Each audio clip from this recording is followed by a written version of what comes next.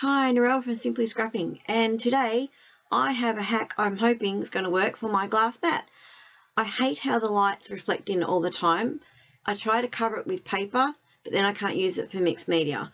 So I thought if I try and frost it, then maybe that will work. So I found this Frost Effect paint, spray paint from Bunnings, and I'm going to give it a go. Fingers crossed it works. If you never see this video, you're never going to know that I tried it.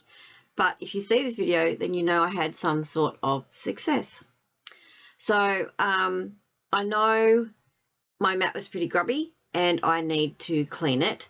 So I googled the best thing to clean it, and apparently hand sanitizer gets off the glue and things really easy.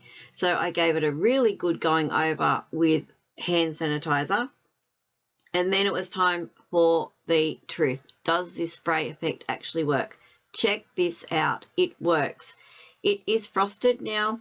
The lights are in exactly the same position as they were before, and there is no reflection. Look at that. And the bonus, I can still see the grid underneath. I was concerned that I wouldn't be able to see that grid underneath, and it would cover it all.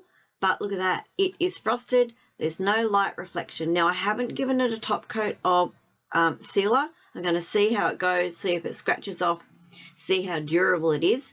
But for now, oh, sorry, that's just me trying to show that there is no reflection. That's my light really close. So only time will tell. And I will come back one day and let you know how long it lasts for and how durable it is. But if you find this helpful, give it a try and let me know how you go. Thanks for watching. Bye-bye.